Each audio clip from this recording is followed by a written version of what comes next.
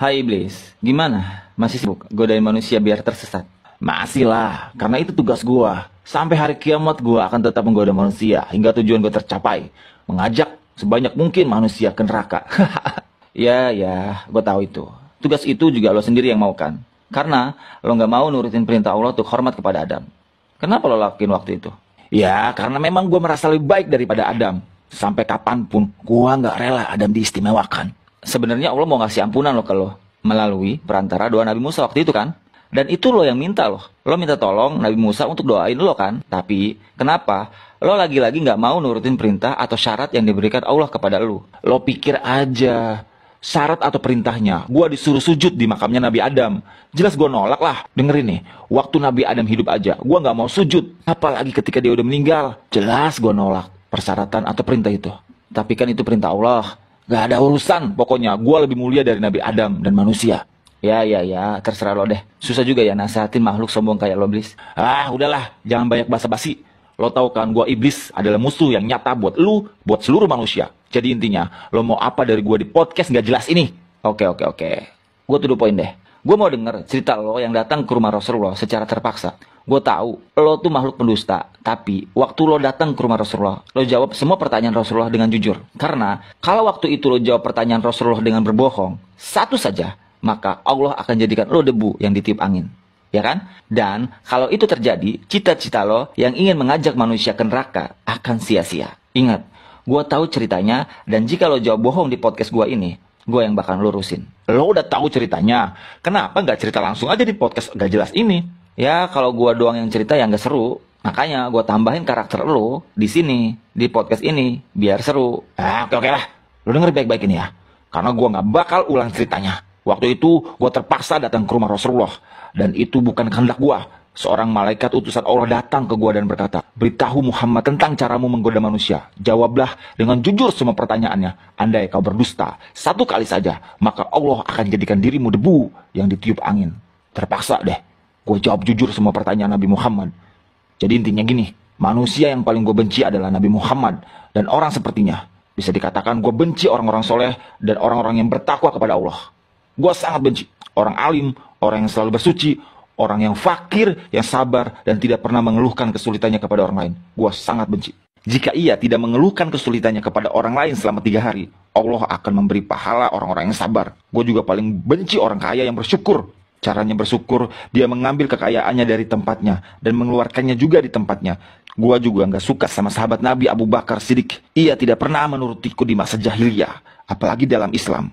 Gua juga paling takut sama sahabat Nabi yang namanya Umar bin Khattab. Demi Allah, setiap bertemu dengannya aku pasti kabur. Dan sahabat Nabi Utsman bin Affan, aku malu kepada orang yang malaikat pun malu kepadanya. Dan sahabat Nabi Ali bin Abi Thalib, aku berharap darinya agar kepalaku selamat dan berharap ia melepaskanku dan aku melepaskannya. Tetapi ia tak akan mau melakukan itu. Gue juga merasa panas dan gemetar jika ada seorang muslim yang melakukan sholat. Karena setiap seorang hamba bersujud satu kali kepada Allah, Allah mengangkatnya 1 derajat. Gue juga gak suka kepada umat Rasulullah yang berpuasa. Karena tubuh gue terasa terikat hingga ia berbuka. Dan gue seperti orang gila ketika melihat umat Rasulullah berhaji. Gue merasa meleleh laksana timah di atas api jika mendengar ada umat Rasulullah membaca Al-Quran. Dan jika ada yang bersedekah, seakan-akan tubuhku terbelah menjadi 2 dengan gergaji. Karena orang yang bersedekah ada 4 keuntungan baginya, yaitu keberkahan dalam hartanya, hidupnya disukai, sedekah itu kelak akan menjadi hijab antara dirinya dengan api neraka, dan segala macam musibah akan terhalau darinya.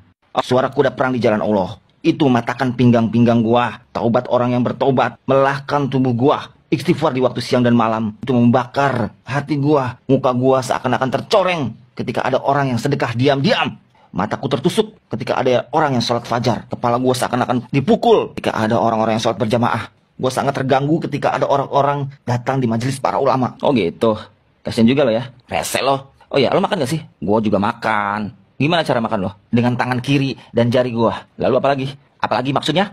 Ya udah ceritain aja tentang lu, tentang keluarga lu. Ya udah. Gua ceritain tentang keluarga gua. Gua menaungi anak-anak gua di musim panas, di bawah kuku manusia. Teman gua adalah pemakan riba, sahabat gua pezina, teman tidur gua pemabuk, tamu gua pencuri, utusan gua adalah tukang sihir. Yang membuat gua gembira adalah bersumpah dengan cerai kekasih gua, orang yang meninggalkan sholat Jumat.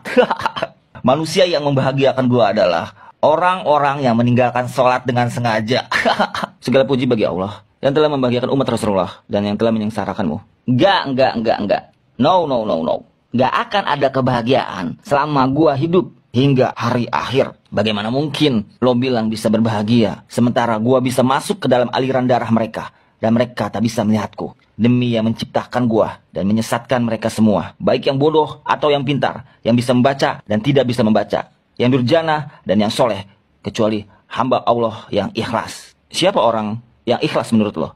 Tidak kalau tahu bahwa barang siapa yang menyukai emas dan perak, ia bukan orang yang ikhlas. Jika lo lihat seseorang yang tidak menyukai dinar dan dirham, tidak suka pujian dan sanjungan, gua bisa pastikan bahwa ia orang yang ikhlas, maka gua meninggalkannya. Selama seorang hamba masih menyukai harta dan sanjungan dan hatinya selalu terikat dengan kesenangan dunia, ia sangat mudah patuh pada gua. Lo denger itu, manusia?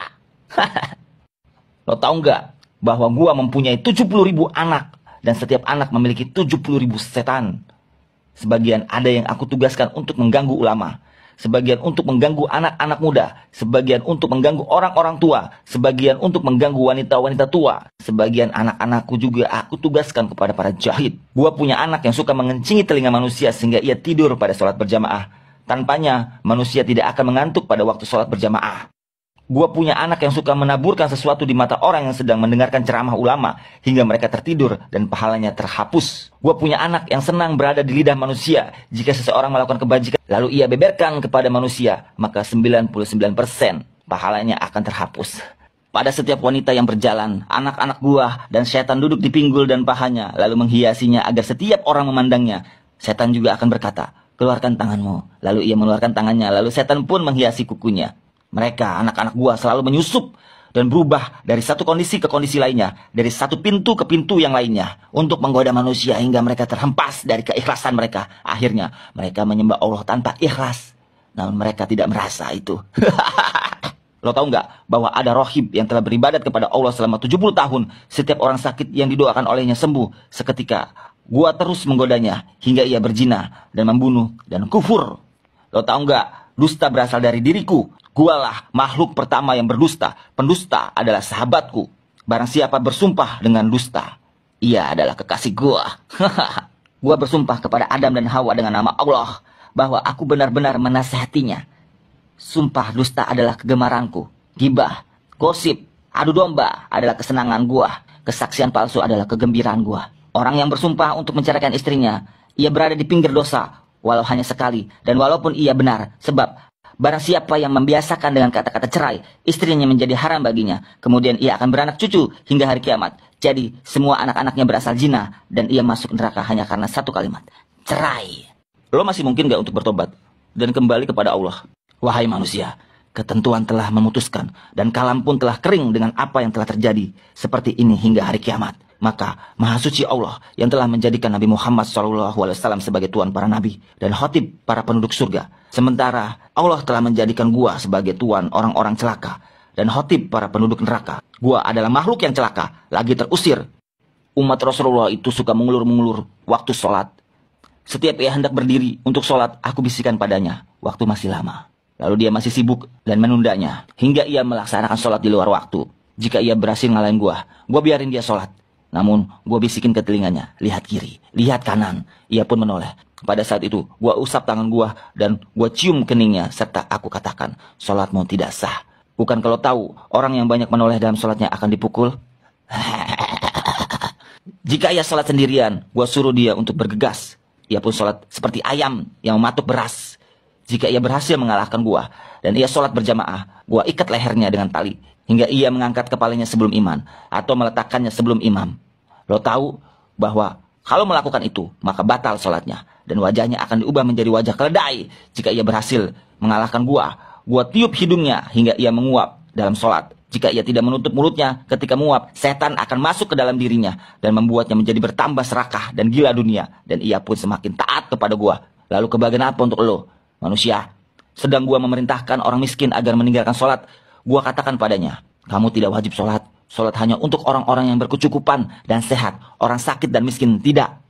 Jika kehidupanmu telah berubah, baru kamu sholat. Ia pun mati dalam kekafiran. Jika ia mati sambil meninggalkan sholat, maka Allah akan menemuinya dalam kemurkaan. Apa lo masih bergembira? Sedangkan gua berhasil mengeluarkan umat Rasulullah 1/6 mereka dari Islam. Apa saja yang kau minta dari Allah? 10 macam. Apa aja itu? Gua minta agar Allah membiarkanku berbagi dalam harta dan anak manusia. Allah mengizinkan. Allah berfirman, berbagilah dengan manusia dalam harta dan anak. Dan janjikanlah mereka, tidaklah janji setan kecuali tipuan. Quran Surat Al-Isra ayat 64. Harta yang tidak dizakatkan, gua makan darinya. Aku juga makan dari makanan haram dan yang bercampur dengan riba. Gua juga makan dari makanan yang tidak dibacakan nama Allah. Gue minta agar Allah membiarkan gue ikut bersama dengan orang-orang yang berhubungan dengan istrinya tanpa berlindung dengan Allah. Maka setan ikut bersamanya dan anak yang dilahirkan akan sangat patuh kepada setan. Gue minta agar bisa ikut bersama dengan orang-orang yang menaiki kendaraan bukan untuk tujuan yang halal. Gue minta agar Allah menjadikan kamar mandi sebagai rumah gue. Gue minta agar Allah menjadikan pasar sebagai masjid gue. Gue minta agar Allah menjadikan syair sebagai Quran gue. Gue minta agar Allah menjadikan pemabuk sebagai teman gue, teman tidur gue. Gue minta agar Allah memberikan gua saudara, maka ia jadikan orang-orang yang membelanjakan hartanya untuk maksiat sebagai saudara gua. Allah berfirman, orang-orang boros adalah saudara-saudara setan. Quran Surat Al-Isra ayat 27. Gua minta agar Allah membuatkan gua bisa melihat manusia, sementara mereka tidak bisa melihat gua. Dan gua minta agar Allah memberikanku kemampuan untuk mengalir dalam aliran darah manusia. Allah menjawab, silahkan, sebagian besar manusia bersama gua di hari kiamat. Lo dengar ini baik-baik manusia. Gua nggak bisa menyesatkan orang sedikit pun. Gua hanya bisa membisikkan dan menggoda. Jika gua bisa menyesatkan manusia, tak akan ada tersisa seorang pun. Sebagaimana Nabi Muhammad SAW tidak bisa memberi hidayah sedikit pun. Rasulullah hanya menyampaikan amanah. Jika Rasulullah bisa memberi hidayah, tak akan ada seorang kafir pun di muka bumi ini. Dan gua sudah berkata sejujur-jujurnya. Sudah, gua mau pulang. Gua malas di podcast ini. Oke. Yaudah, gua akhirin. Oke teman-teman, itu adalah penjelasan dari iblis. Semoga kita semua bisa berhati-hati atas godaan syaitan dan iblis. Sesungguhnya, syaitan atau iblis adalah makhluk yang lemah. Selagi kita ikhlas beribadah kepada Allah. Sampai jumpa di podcast selanjutnya. Wassalamualaikum warahmatullahi wabarakatuh.